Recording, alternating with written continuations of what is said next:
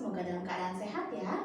Senang sekali saya Dr. Dwita bisa menyapa dan menemani kalian dalam acara podcast O2S Obrol-Obrol Santai bersama Rumah Sakit Ganesha. Nah, pada episode kali ini kita akan membahas tema yang sangat menarik, yaitu apa itu gagal jantung. Mari pahami gejala, penyebab, dan penanganannya. Nah, sebelum kita masuk ke dalam materi atau pembahasan terkait gagal jantung, kenapa ya setiap kita dengar kata gagal jantung atau penyakit jantung itu kayak serem banget gitu. Nah, ternyata kejadian atau gagal jantung ini merupakan penyakit yang menyebabkan angka kematian nomor 1 dan masih menjadi masalah di dunia, di Indonesia, bahkan di Bali, angka kejadian gagal jantung ini masih semakin meningkat. Oleh karena itu, pada kesempatan kali ini, Rumah Sakit Ganesha memberikan wadah untuk bisa membahas lebih dalam lagi terkait penyakit gagal jantung, tentunya bersama narasumber kita, Dr. Inyoman Wiryawan, spesialis jantung pembuluh darah, konsultan prevensi dan rehabilitasi kardiovaskuler. Halo dokter, selamat siang dok. Selamat siang Dr. Dwita, selamat siang sahabat Ganesha semua. Senang bertemu kembali di sini. Iya, selamat siang semuanya. Perkenalkan ini Dokter Nyoman. Ya, mungkin silakan dokter bisa perkenalan dulu dan mungkin nanti bisa dokter sampaikan apa sih spesialis jantung pembuluh darah, konsultan prevensi dan rehabilitasi kardiovaskular ini. Ya, jadi saya izin perkenalkan diri. Nama saya Dr. Inyoman Wiryawan, spesialis jantung dan pembuluh darah, konsultan prevensi rehabilitasi kardiovaskuler. Jadi pada konsultan prevensi rehabilitasi kardiovaskuler itu mencakup semua materi yang berkaitan dengan prevensi tentang pencegahan di penyakit jantung dan pembuluh darah, serta yang primer maupun yang sekunder, ataupun yang sebelum kejadian maupun yang sesudah kejadian, agar tidak makin memperburuk. Yang kedua, rehabilitasi kardiovaskuler itu di Indonesia masih dipakai terminologi itu karena satuannya adalah untuk menciptakan suatu keadaan yang diharapkan nanti setelah mengikuti rehabilitasi kardiovaskuler, seseorang yang menderita penyakit jantung dan pembuluh darah dapat kembali ke kondisi sebelum sakit. Diharapkan semaksimal mungkin. Jadi itu melalui proses apa? Nanti di dalam program rehabilitasi kardiovaskuler itu ada aktivitas fisik, kemudian modifikasi faktor risiko beserta pengendalian faktor risikonya, ada tradisionalis faktor atau tradisional faktor risiko yang kita kelola, kita kontrol.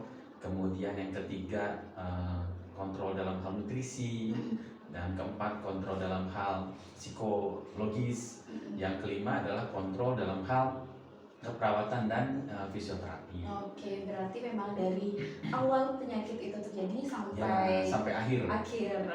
Termasuk mulai dari pasien yang habis setelah dirawat, setelah pemasangan ring, ataupun setelah operasi jantung. Oke, ya seperti itu sahabat Ganesha. Mungkin nanti teman-teman atau sahabat Ganesha yang ingin konsultasi atau memeriksakan dirinya terkait penyakit jantung bisa nanti sama Dr. Nyoman Wiryawan. Ya.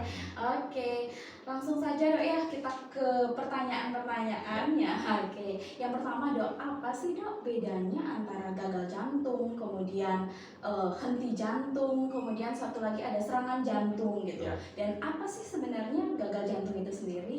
Ya, jadi kalau kita per definisi yang disebut dengan henti jantung, tentunya berhentinya aktivitas jantung. Ditandai dengan tidak adanya denyut jantung atau denyut nadi yang paling sering kita raba itu di nadi di tangan. Yang kemudian menandakan aktivitas jantung yang berhenti, berarti aktivitas tubuh itu berhenti. Walaupun ketentuan seseorang meninggal itu tidak selalu berasal dari henti jantung, bisa saja jantung masih berdenyut tapi kepala sudah tidak berfungsi ada. Tapi di dalam dunia medis itu ketika dinyatakan henti jantung berarti dinyatakan henti berfungsi. Yang kedua adalah serangan jantung. Serangan jantung adalah suatu bentuk penyakit yang ditandai adanya dengan suatu proses yang sifatnya akut atau mendadak dan bersifat biasanya itu membutuhkan rawat inap dan membutuhkan penanganan yang karena biasanya dia berhubungan dengan suatu keadaan yang mengancam nyawa. Itu serangan jantung. Ya? Walaupun serangan jantung sekarang sih lebih diidentikan yang disebut dengan penyakit jantung koroner atau miokard infark gitu. Kalau gagal jantung nanti serangan jantung itu serangan jantung akut namanya. Ada akut decompensated atau akut heart failure. Nah, kalau gagal jantung itu sendiri dulu berpendapat atau suatu definisinya itu secara luas itu hanya menandakan adanya yang kita sebut dengan payah jantung, artinya pompa jantung nggak bagus, Iya. menurun di bawah normal. Oke. Tapi makin setelah perkembangan ilmu pengetahuan dan semakin modern ditemukan data bahwa gagal jantung itu juga meliputi kondisi di mana pompanya juga menurun, tetapi pengisian yang ke jantung dari seluruh tubuh ataupun dari paru-paru menurun. Jadi ada dua gangguannya, yaitu gangguan dalam memompa sama gangguan dalam pengisian. Sehingga definisi secara luas yang dianut oleh asosiasi ahli jantung di Amerika maupun di Eropa, ACC, AHA dan ESC, serta diadop oleh Indonesia, PERKI namanya, Perhimpunan Ahli Kardiovaskular Indonesia, itu mendefinisikan bahwa yang disebut gagal jantung itu adanya suatu sindroma. Sindroma itu kumpulan gejala, beberapa gejala, jadi nggak bisa hanya satu, ada juga yang ekivalen sindromanya, jadi mirip dengan gejala yang umumnya adalah sesak napas, tapi bisa jadi tidak sesak napas, seperti mudah capek, perutnya bloating, gampang kenyang, yang menyebabkan nafsu makan turun, kemudian kaki bengkak, itu bukan tidak selalu sesak napas. Tapi disertai dan atau kelainan struktural, jadi dari hasil ekokardiografi atau hasil laboratorium yang masih sampai saat ini itu yang dipegang adalah NT-proBNP atau natriuretic peptida. Dan dengan kelainan tersebut menyebabkan adanya gangguan pompa atau gangguan pengisian. Oke, jadi gitu ya. Jadi kurang lebih kalau gagal jantung itu dia memang sudah menaun atau istilahnya kronis begitu ya, Dok ya. Ada kronik sama akut, ada. Jadi nggak selalu sifatnya kronik. Semua berasal dari pengendalian faktor risiko yang gagal. Iya. Oke, seperti itu, Dok ya. Kalau misalnya dia henti jantung ya memang udah langsung. Itu bisa sifatnya akut, bisa dari kronik terus langsung akut. Iya. Selalu serangan itu pasti sifatnya akut. Iya. Oke, Dok. Selanjutnya, Dok, kan tadi sudah dijelaskan mengenai apa sih itu gagal jantung, dan sebenarnya tadi dokter juga udah sempat bahas terkait gejala atau ininya. Mungkin bisa lagi Dok, dokter jelaskan apa saja sih, Dok, gejala atau keluhan yang dirasakan oleh pasien-pasien dengan gagal jantung. Mungkin supaya masyarakat awam atau sahabat Ganesha di luar sana tahu, Dok ya. Ya. Jadi ada dulu namanya kriteria Framingham. Dia kriteria Framingham yang memudahkan kita untuk mendiagnosis gejala jantung berdasarkan gejala klinis. Jadi melalui pemeriksaan yang kita sebut wawancara atau anamnesis dan pemeriksaan fisik. Dia kriterianya kalau kriteria yang disebut gagal jantung itu kalau 2 mayor atau 1 mayor 2 minor. Nah, ada sekarang dalam panduan yang dikeluarkan oleh Asosiasi Amerika Eropa dan diadop kita itu, dia membagi dua, apakah tipikal atau yang khas atau yang tidak tipikal. Yang khas itu yang pasti sesak napas. Sesak napas. Kedua adalah mudah capek, fatigue atau tiredness, kemudian kedua kakinya bengkak. Kemudian juga ada pemeriksaannya yang berupa pada saat tidur dia tiba-tiba terbangun, harus terbangun sehingga harus duduk dengan posisi kaki menjuntai dan mengatur napas. Jadi adanya suatu gejala sesak napas yang muncul saat malam hari atau saat tidur. Yang ketiga adalah sesak napas saat berbaring. Ada beberapa juga yang bilang pada sesak napas saat membungkuk, bendokne namanya. Itu ada beberapa, biasanya pada penyakit jantung katup seperti itu. Itu yang khas. Yang nggak khas tentunya kalau orang pernah bilang kencing malam hari, itu sebenarnya nggak terlalu khas. Jadi yang khas itu tadi mulai yang sesak napas, mudah capek, jalan yang biasanya mampu ini 100 meter udah ngos-ngosan, atau yang lebih parah lagi pakai baju aja ngos-ngosan, mandi aja ngos-ngosan. Itu ada seperti itu. Aktivitas yang ringan itu udah langsung ngos-ngosan. Ya, karena klasifikasinya ada itu. Kalau klasifikasi yang masuk ketika dengan aktivitas ringan saja muncul keluhan yang khas, berarti kalau menurut panduannya itu dia masuk ke dalam konsen kelas 3 menurut NIHA, New York Heart Association. Itu yang gejalanya yang khas. Kalau pemeriksaan fisik yang khas, adanya peningkatan vena jugularis pada saat berbaring, adanya tekan bengkak yang piting namanya, kalau dipencet nggak langsung kembali. Kemudian adanya terdengar murmur atau bising jantung, dan adanya terdengar ronki di kedua lambung. Seperti itu, Dok ya. Gejala-gejalanya banyak sekali. Kemudian tadi dokter bilang kan sesak nafas begitu dok Ya. ya. Biasanya memang dok pasien yang datang ke UGD biasanya atau ke emergency itu kan memang banyak yang keluhannya sesak nafas. Betul. Tapi selain keluhan sesak nafas karena penyakit jantung, ada juga dok penyakit Ada. lain seperti paru seperti itu. Betul. Gimana sih caranya kita membedakan khasnya yang mana sesak nafas karena jantung ataupun paru, atau memang sebenarnya itu hal yang berbeda? Bisa dijelaskan dok? Ya, jadi kalau untuk hanya sesak nafas saja, tentunya banyak ininya ya, diagnosis bandingnya ya. Iya. Jadi kalau sesak nafas saja bisa dibagi ini masalah paru, jantung, atau satu lagi ginjal. Oh iya. Karena pasien-pasien yang menderita gangguan ginjal pun itu juga bisa mengeluhkan sesak nafas karena ada masalah dalam hal tidak bisanya susahnya pengeluaran cairan atau ketidakseimbangan antara masuknya cairan dan keluar cairan atau banyaknya terkumpulnya cairan. Sama kalau di jantung, sesak nafasnya itu memang terkait satu harus dicari etiologi atau faktor risiko yang menyertai. Apakah ada hipertensi yang tidak terkontrol, kencing manis yang kadang-kadang terlupakan, atau kolesterol tinggi, riwayat sakit jantung koroner atau riwayat serangan jantung pada usia muda pada keluarga, ayah di bawah 55, ibu di bawah 65, atau laki-laki di bawah 55, ibu perempuan di bawah 65. Kemudian yang ketiga adalah adanya riwayat sakit jantung yang serangan jantung mendadak dalam keluarga dan dinyatakan memang penyebabnya jantung. Terus yang terakhir adalah faktor resikonya merokok atau kegemukan. Nah, kegemukan juga bisa menyebabkan keluhan sesak napas gitu. Nah, bedanya apa dengan paru-paru? Tentu dari hasil pemeriksaan fisik dan pemeriksaan penunjang lainnya. Kan tentunya untuk mendiagnosis urutannya kan dari wawancara atau anamnesis, pemeriksaan fisik yang terarah, jadinya tidak semuanya diperiksa, tapi maksudnya bukan tidak semuanya diperiksa, mengarah ke mana sih yang sesuai dengan anamnesis, baru pemeriksaan penunjang. Nah, di pemeriksaan penunjang yang paling mudah adalah EKG. Kemudian setelah EKG pemeriksaan ronsen, kemudian ada laboratorium. Nah, ketika semua dikumpulkan datanya, bisa kita pastikan ini suatu ke arah gagal jantung yang akibat dari jantung atau akibat dari paru.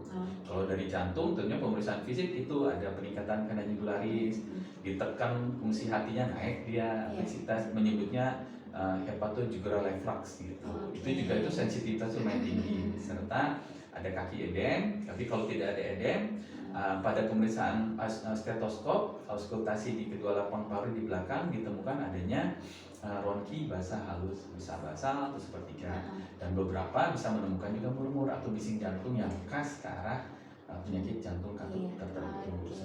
Kalau paru-paru ronkinya biasanya kasar dan di luar juga nggak terlalu.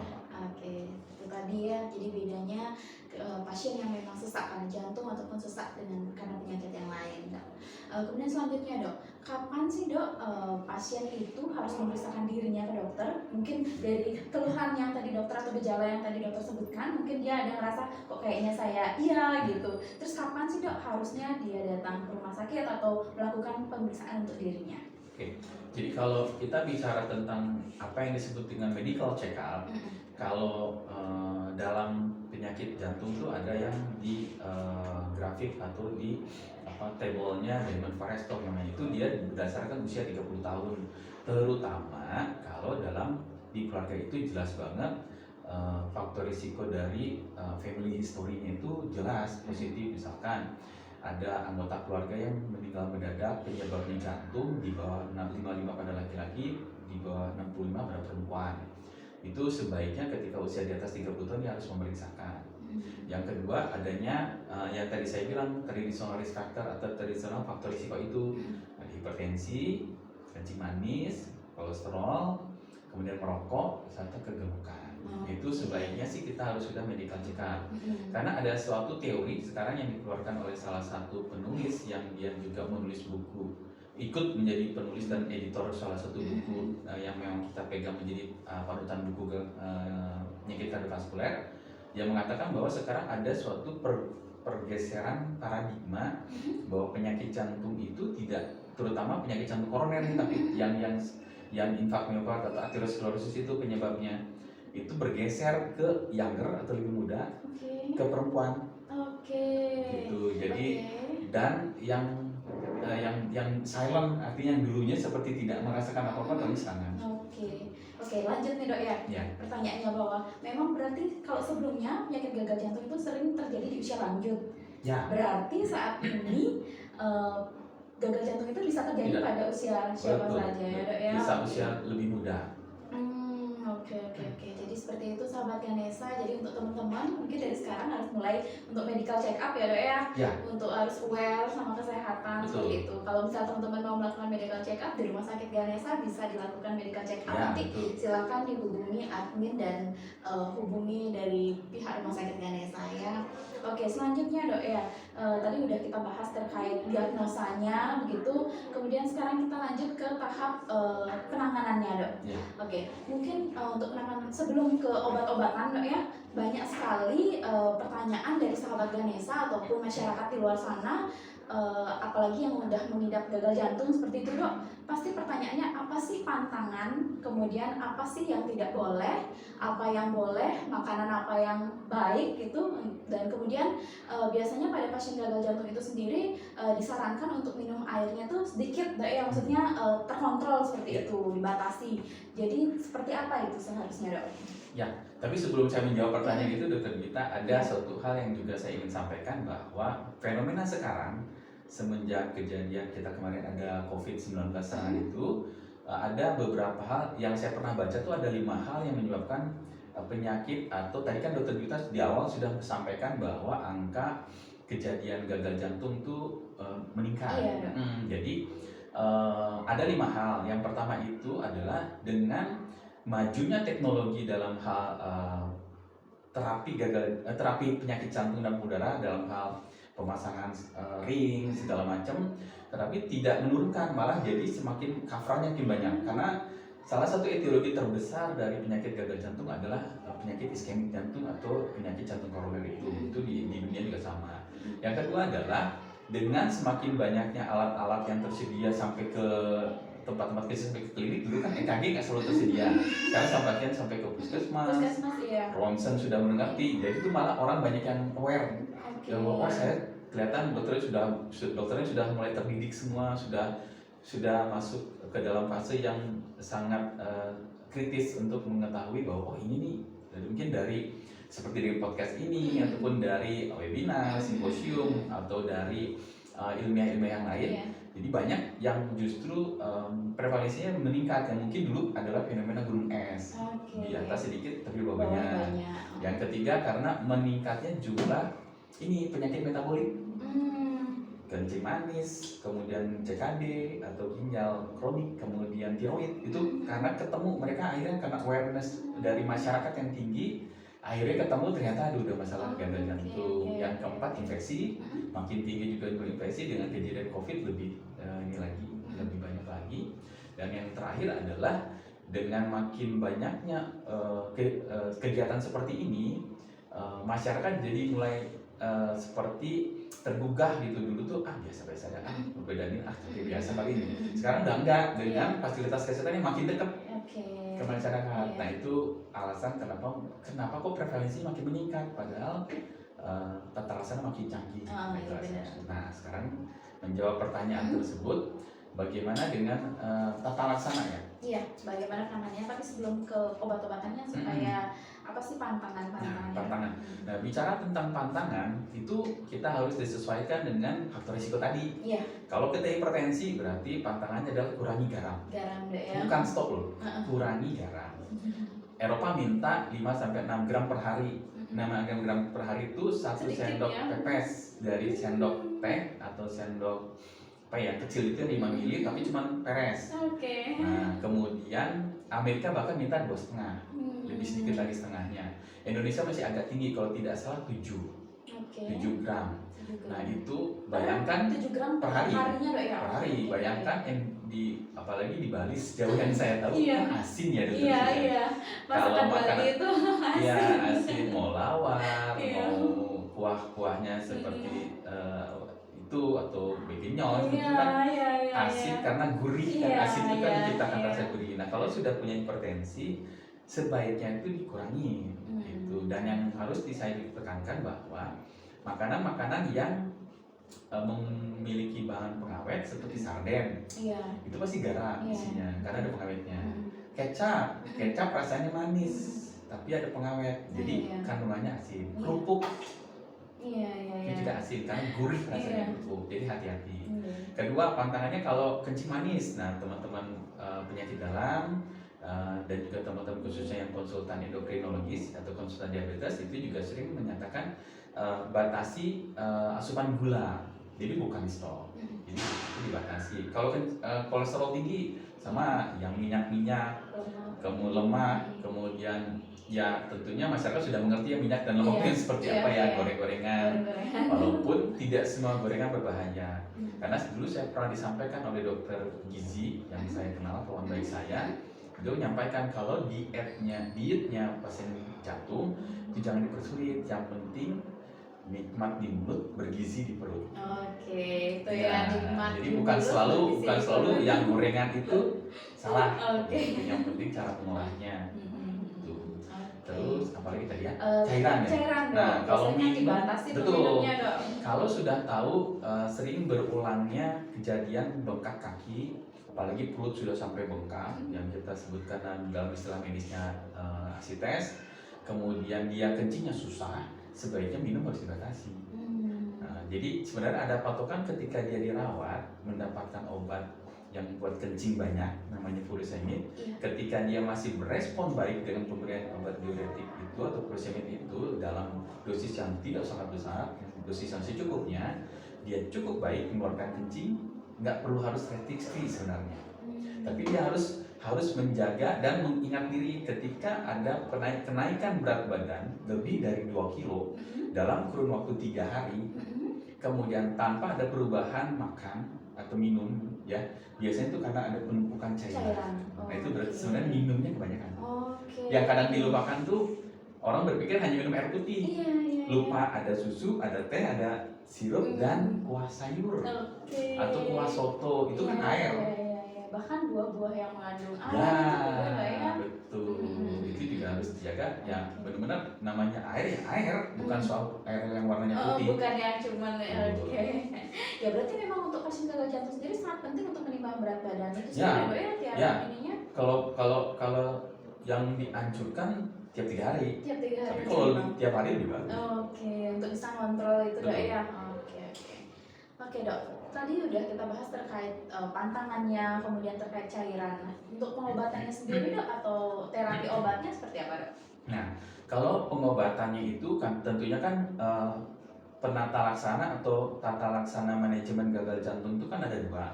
Pengobatan dengan yang obat-obatan atau farmakologi dan yang non obat-obatan atau non farmakologi.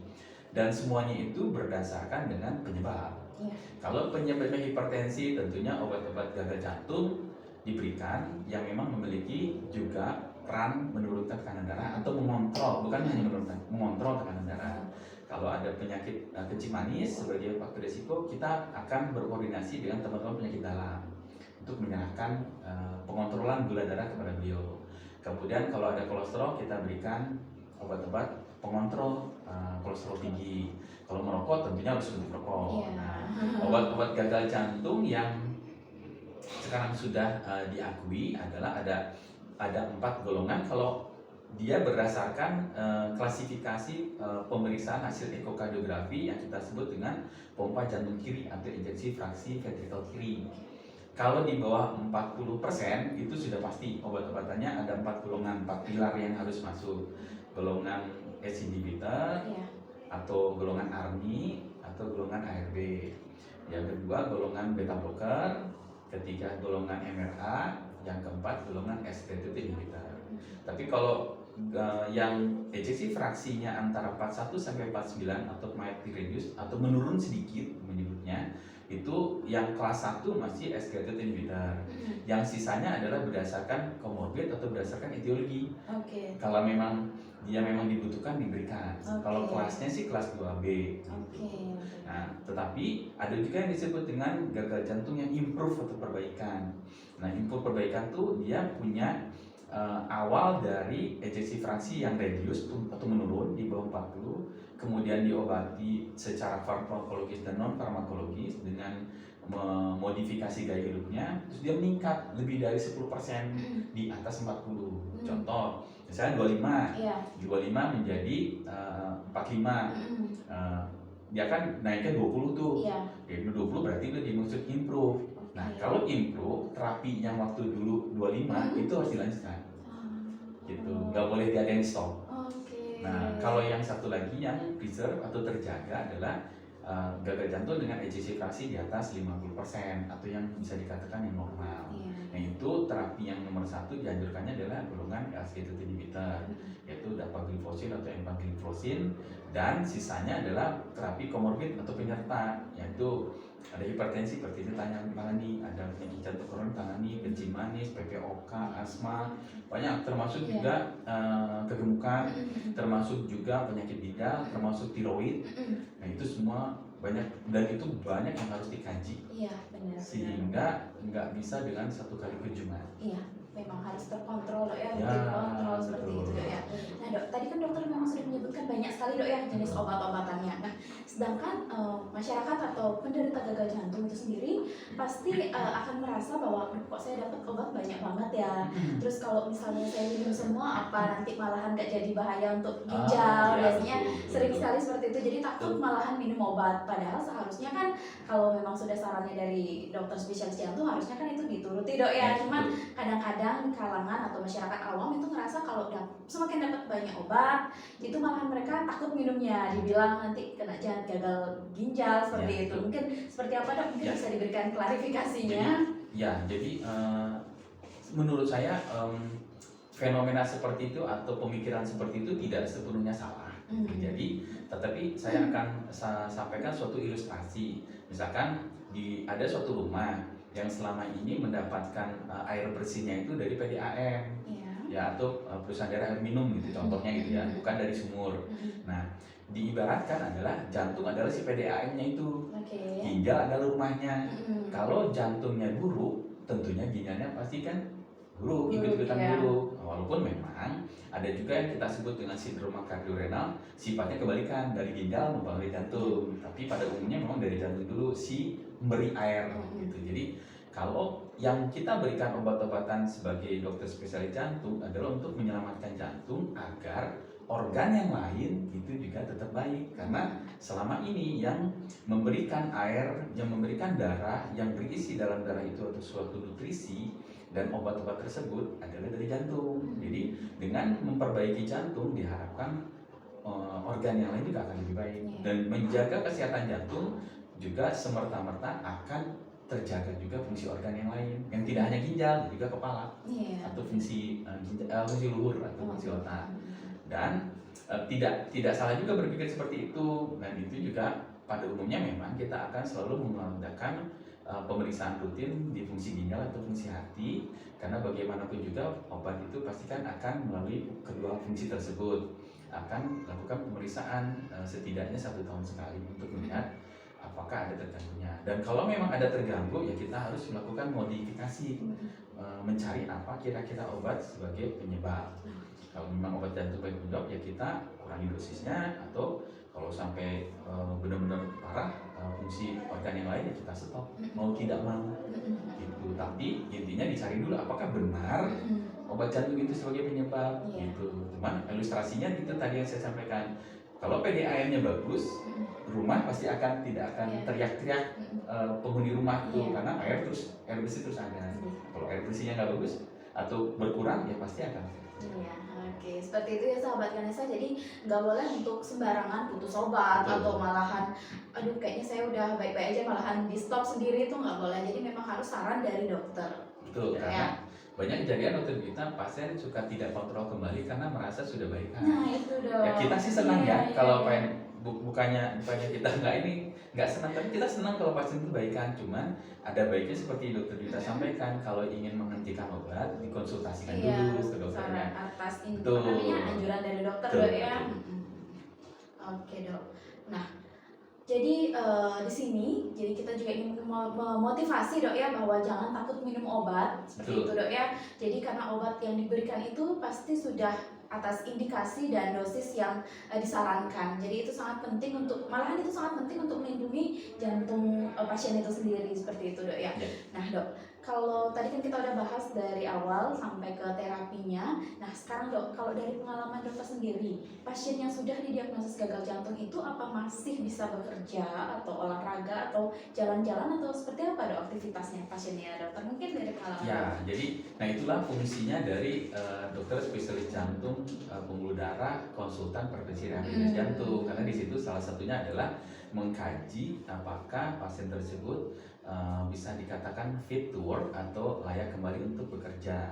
Nah, nanti ada beberapa pemeriksaan yang harus diikuti. Yang tentunya kita mengikuti melakukan pemeriksaan penunjang itu dari data yang terbaru, tidak pakai data yang lama. Jadi contoh kita pemeriksaan EKG baru, EKG baru, dan mentes kebugaran dengan menggunakan ergo cycle atau sepeda statis atau dengan treadmill gitu, tergantung pilihannya tergantung. Jadi ketika nanti seseorang tersebut lebih cocoknya ke treadmill, kita tesnya pakai treadmill. Ada yang cocok ke sepeda ya sepeda. Nah di situ nanti dilihat kebugarannya. Kalau kebugarannya misalkan bagus, nah kita bisa memberikan persiapan latihan dan kira-kira aktivitas fisik apa yang bisa dilakukan oleh yang bersangkutan. Karena nanti ada keluar kapasitas aerobik berapa match. Dari match itu nanti kira-kira pekerjaan apa yang aman, yang mampu, yang sanggup dilakukan, yang tidak sanggup dilakukan. Termasuk olahraga di situ. Dengan sekian match olahraga apa? Saya tidak begitu hafal karena ada grafiknya banyak, item-itemnya banyak. Biasanya kalau di tempat rumah sakit yang bekerja atau yang besar itu nanti ada checklistnya.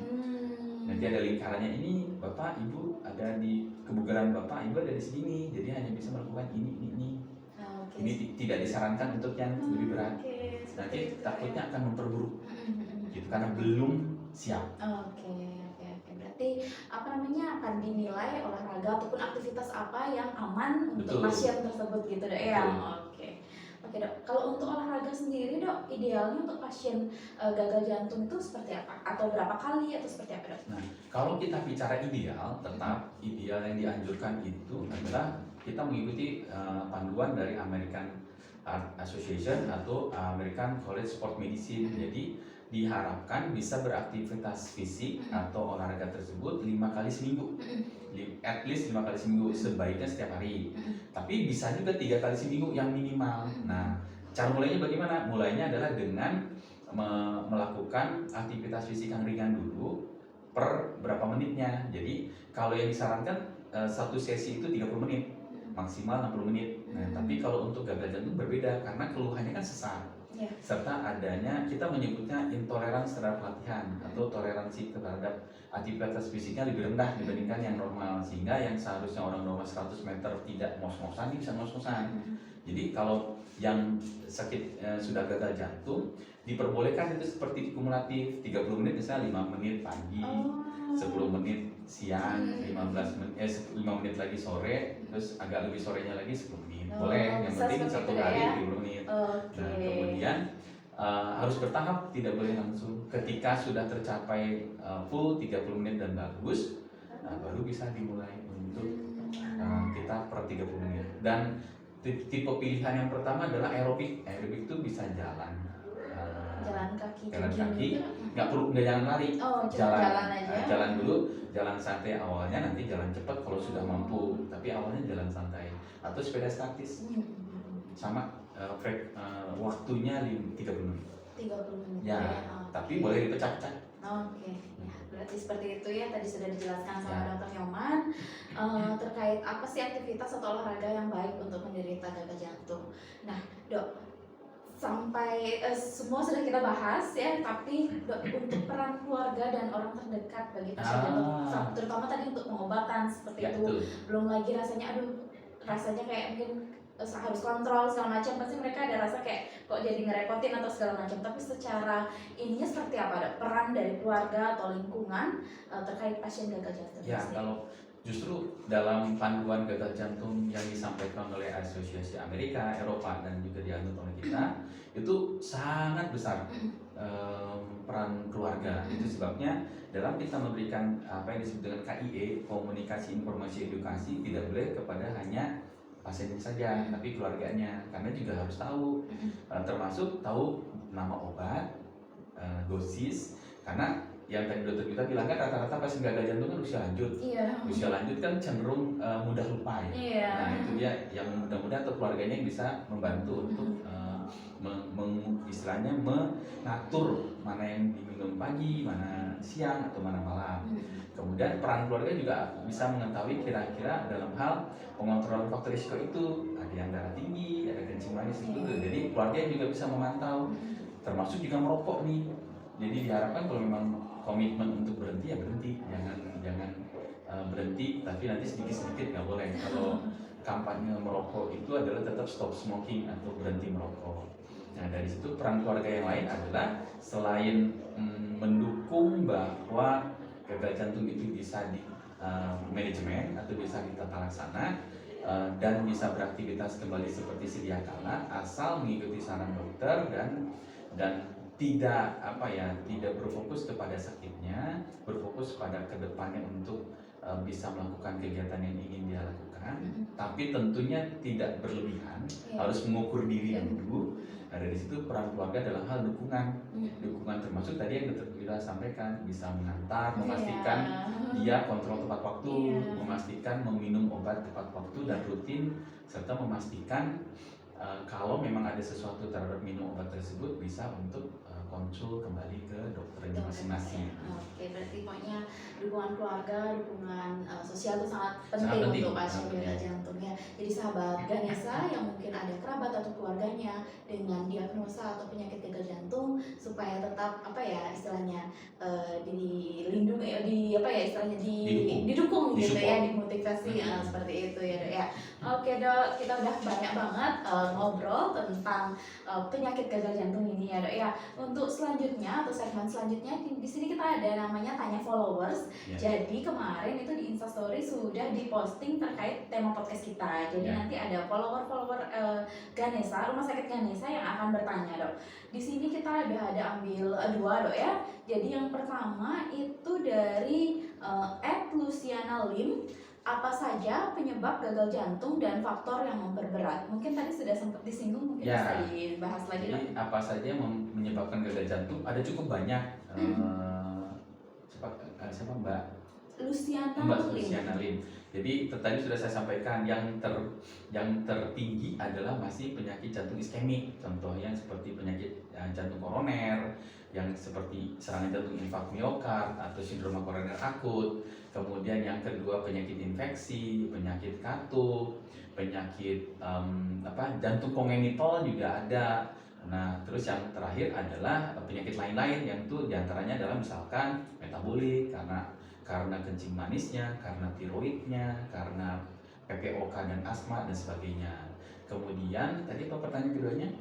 Apa faktor yang memperberat? Faktor yang memperberat biasanya yang pertama adalah menurunnya adherence atau kepatuhan, misalkan kepatuhan minum obat, kepatuhan menjaga faktor risiko yang terkontrol itu tadi, kemudian kepatuhan dalam kontrol ke dokternya, dan kepatuhan dalam menjaga supaya jangan berlebihan mengkonsumsi baik makanan-makanan yang menjadi memang disarankan untuk tidak dikonsumsi berlebihan, seperti yang tadi kalau memang hipertensi kurangin yang garam atau yang asin-asin, yang kolesterol kurangin yang minyak-minyak atau yang berlemak, kalau yang kencing manis kurangin yang asupan gula yang berlebihan, termasuk juga menjadi pantangan adalah merokok. Dan sebaiknya kalau memang merasa bahwa kita juga memiliki berat badan berlebih, bisa dikondisikan untuk kembali ke berat badan ideal. Selagi masih sehat. Demikian yang bisa diberikan jawabannya untuk Luciana Lim. Pertanyaan kedua dok, Winda Lestari. Kalau sudah terdiagnosa gagal jantung, apa masih ada kemungkinan untuk sembuh nggak ya dok? Nah, Ini berbedanya dengan penyakit di luar yang berbentuk infeksi. Nah, kalau di penyakit jantung dan pembuluh darah itu kita tidak menyebutnya sembuh, tapi terkontrol. Jadi sesuatu yang sama seperti penyakit alergi. Alergi itu kan ada terus, dia kan terkontrol, dia bisa mengontrol kira-kira apa penyebab yang mencetuskan alergi itu. Termasuk juga kalau gagal jantung kita ketahui apa penyebabnya, ya kita terkontrol. Jadi bukan sembuh. Nah, yang tadi yang kriteria gagal jantung yang improve itu pun maksudnya improve bukan sembuh tapi perbaikan. Jadi bukan sembuh, karena istilah kalau dinyatakan sembuh ya berarti selesai, sudah tidak perlu lagi meminum obat. Kalau di gagal jantung tidak terkontrol ya. Oke dok. Nah, baik sahabat Ganesha, mungkin itu sudah pertanyaan yang masuk dok di Instagram kita. Untuk kesempatan lain nanti akan dibuka lagi di podcast lainnya. Tetap follow Instagram Rumah Sakit Ganesha. Oke dok, segmen terakhir dok dari podcast ini yaitu adalah kita main game sedikit. Gamesnya adalah mitos atau fakta. Jadi nanti saya akan membacakan ada beberapa pertanyaan. Dokter silahkan ambil papannya yang mana jawabannya ya dok ya. Oke, di sini nanti setelah dokter angkat jawabannya nanti diberikan jawaban cepat aja dok ya, jawaban singkatnya dok ya. Oke, yang pertama dok sudah siap? Oke, yang pertama, mitos atau fakta penyakit jantung itu keturunan? Jadi beberapa fakta, beberapa mitos. Jadi bisa dua-duanya. Yang fakta itu kalau dia maksud yang memang yang tadi family history ada serangan jantung atau kematian jantung mendadak pada keluarga. Itu masuk fakta.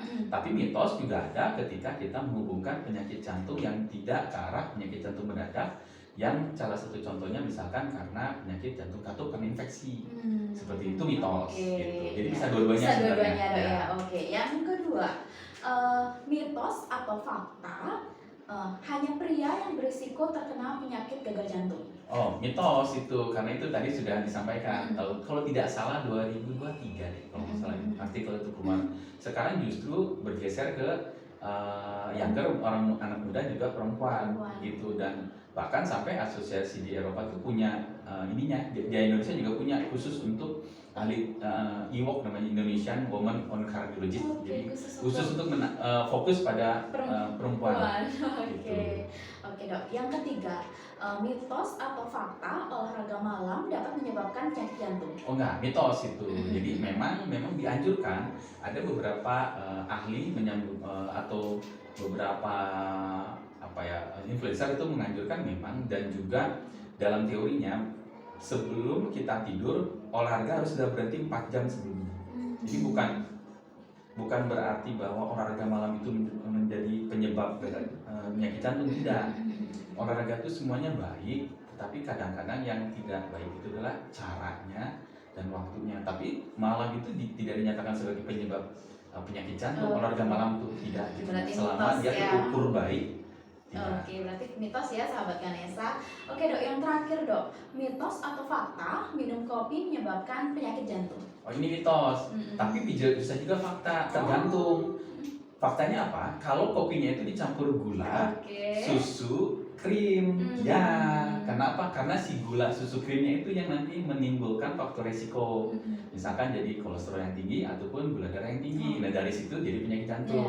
Tapi kalau hanya minum kopi saja, kopi hitam, itu sebenarnya mitos. Jadi malah kopi yang hitam itu justru memperbaiki aliran darah.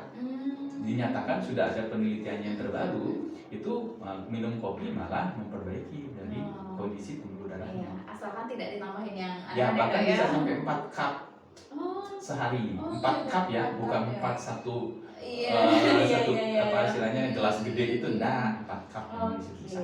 Oke, demikian segmen mitos atau fakta. Terima kasih banyak ya dok ya, untuk kita udah ngobrol banyak, kemudian juga kita udah memahami tentang dan mengenali tentang apa sih gejala, penyebab serta penanganan dari gagal jantung tersebut. Dok, mungkin bisa disampaikan statement terakhirnya dok, atau pesan-pesan untuk sahabat Ganesha di luar sana? Ya, sahabat Ganesha di luar sana yang saya hormati, saya sayangi.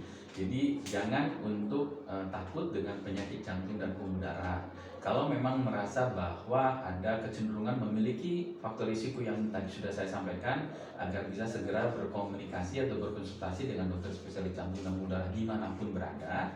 dan juga apabila memang sedang mendapatkan pengobatan dari dokter spesialis jantung darah, tadi sudah disampaikan untuk tidak semerta-merta harus menghentikan obat karena sudah merasa perbaikan, dan harus terkontrol rutin dan harus dengan saran atau konsultasi dari dokter jantung tersebut apabila ingin menghentikan obat, dan agar baik terus menjaga jantung dengan beberapa hal yang penting. Satu, makanan harus baik, tidurnya juga harus cukup, nutrisi harus dijaga baik, aktivitas fisik harus terjaga dan terukur, jangan lupa terukurnya, jadi jangan sampai berlebihan. Dan yang ketiga adalah menjaga kondisi tubuh agar tetap optimal dalam kondisi berat badan yang baik, terutama dalam hal menjaga infeksi sekarang ini yang sedang musim-musim. Oke, ya benar Dok ya. Oke, terakhir Dok, mungkin bisa diinformasikan sahabat Ganesha atau masyarakat di luar sana yang ingin berkonsultasi ke dokter untuk jadwal praktek dokter di Rumah Sakit Ganesha ini kapan saja Dok? Ya, sahabat Ganesha, saya berpraktek di Rumah Sakit Ganesha itu setiap hari Rabu, Jumat, dan setiap Senin, Rabu, dan Jumat mulai pukul 5 sampai 7 malam, kemudian dan hari Sabtu mulai pukul 10 hingga 12 siang. Oke, baik, terima kasih dokter atas terima kasih, informasinya. Kemudian juga sahabat Ganesha yang di luar sana yang ingin bertemu langsung dengan dokter Nyoman, ingin memeriksakan masalah jantungnya, bisa di hari Senin, Rabu, Jumat jam 5 sampai jam 7 malam, dan kemudian di hari Sabtu jam 10 sampai jam 12 siang Dok ya? Ya, betul. Oke. Dan di Rumah Sakit Ganesha juga bisa menggunakan BPJS, asuransi kesehatan swasta lainnya, dan juga bisa dengan tanggungan umum. Jadi tidak perlu khawatir sahabat Ganesha untuk berobat ke Rumah Sakit Ganesha. Oke, sebagai penutup, jadi dapat saya sampaikan bahwa hidup dengan gagal jantung bukan berarti hidup dengan batasan, tapi justru sebuah kesempatan baru untuk hidup lebih sadar, lebih sehat, dan lebih bijak terhadap tubuh kita. Gagal jantung itu bukan akhir dan tidak akan pernah menjadi penghalang bagi kita untuk tetap beraktivitas, tetap bekerja, dan tetap bermimpi. Kemudian kuncinya adalah edukasi, jadi pasien pasien memahami terkait penyakitnya, kemudian melakukan pengobatan secara teratur, dan juga gaya hidup sehat dan dukungan sosial. Oke, terima kasih dokter atas sharing informasinya, dan terima kasih banyak kepada seluruh sahabat Ganesha yang telah menonton dan mendengarkan podcast O2S, Obrol-Obrol Sehat bersama Rumah Sakit Ganesha, dengan narasumber Dr. Inyoman Wiryawan, spesialis jantung dan pembuluh darah, konsultan prevensi rehabilitasi kardiovaskular. Oke, semoga informasi yang diberikan bisa bermanfaat untuk masyarakat luas. Sampai jumpa dalam episode podcast O2S Rumah Sakit Ganesha selanjutnya. Untuk sahabat Ganesha, jangan lupa like, komen, dan share podcast O2S supaya bisa mengedukasi dan teman-teman dan kerabat kalian untuk mengetahui informasi lebih banyak tentang kesehatan di platform kita. Saya Dr. Diwita beserta seluruh tim yang bertugas mengucapkan terima kasih. Tetap sehat, tetap semangat. Rahayu, rahayu, rahayu. Sampai jumpa.